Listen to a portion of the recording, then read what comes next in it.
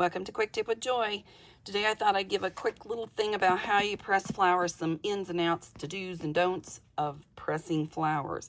First of all, you want a big honking book. This one weighs a ton. You can see how big it is. I don't know, 2.5, 3 inches. And I just dumped my flowers. Doggone it. Oh, me. Anyway, when you're picking your flowers, you want to make sure that you pick flowers that have not got a big old thick stem. The little dainty flowers work best. And then once you're putting them in, oh my goodness, what happened? Okay, bad example here. But this, you know what this is great for though? I think something happened with my thing. But leaves, okay, so I like to use tweezers when I'm talking leaves, but you want to take leaves, they'll pretty much keep their color if you get them red and you press them in a heavy book. Now this is a book you're not going to want to keep. If you want it in pristine condition, you're not going to have that. So you're going to have to leave them in there for 2 to 3 weeks at a minimum. These have been in here for a while. You know what I think I did? I think I was going to make handmade paper, and so I had extra like leaves, and I'm just gonna throw that over there. But that's what I did. I'm pretty sure I did this on purpose, because otherwise I would not have a mess like this. But you can save any kind of leaf or flower that is thin. Now if you have like a rubber plant, which is really thick, you might be able to press it, but you're going to have to make sure that it is stays in there a lot longer, and I do not know if it'll work. But all these little petals and flowers, I'm just going to press these over here and see what else I have in here, because I kind of had a little heyday with I did do it on purpose. This wasn't accidental. I just forgot. See, these have been there a long time.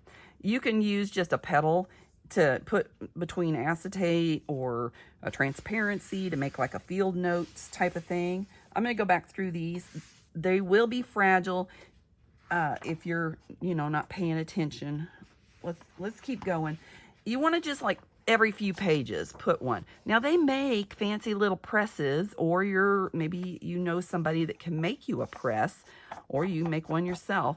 Take 2 pieces of wood, and then you put papers in between, and you have like 4 contact sheets where you can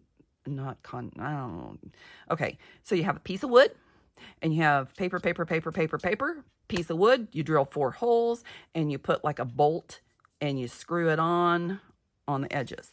That but this works fine. I just went to the thrift store and got me a medical book, because medical books are really heavy.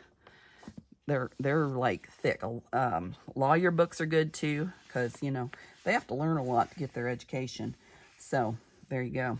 I'm going to go back through this later. I thought I had other ones in here. I probably should have looked first, but I did not. Anyway, you can see when you're removing them and you want to keep them, you want to like grab them at the stem to pick them up. And I'm going to like lay that aside to keep it.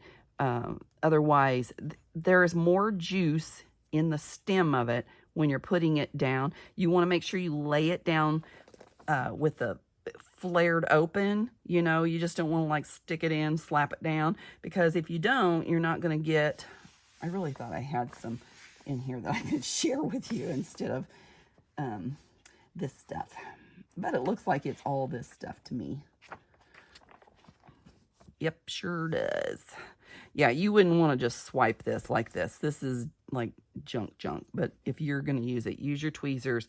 Okay, here's and they'll be fragile. Now, if you're wanting to glue them down on a page, and you would use Collage Page, P-A-U-G-E, Collage Page, and you would put the glue down. You'd stick this on there using your tweezers, and then you would glue over it and let it dry. And you might need to put a second coat if it's a very thick one. So just a few little drawing techniques Yep, evidently I just went out and had a heyday, didn't I? Okay, fun. I was hoping I'd have a splayed out one that you could actually see, but it doesn't look like I did. I wonder if there's anything in the front. This is just pages and pages of dried whatever. Let me look in the front. Poof, and away we go. And you can usually see where the pages are because they'll be puckered up a little bit. So anyway, leaves, flowers. See, they're kind of gathered. That's where they were because the page is rippled. That's where they were, are, not were, are. Anyway, I hope that gives you an idea, but make sure that if you're like doing a pansy or something, those are really good to do, that you're laying it out and you're splaying out the flowers before you close the book. Close the book. If it's not heavy, you can do it in any book, but put something really heavy on it if you're going to do it. Set it aside for, I would say, 3 weeks at least, and then go back and check on it. If you're like open it up and it's not falling out like this, then it's not dry. If you don't splay it out, you'll get this.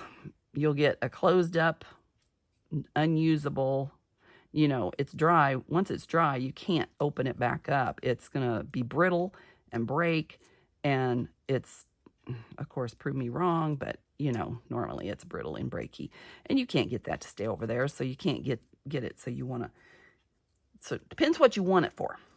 Anyway, that wasn't so quick, but sorry. Anyway, like, subscribe, ring the bell, and I will see you next time. Remember your place.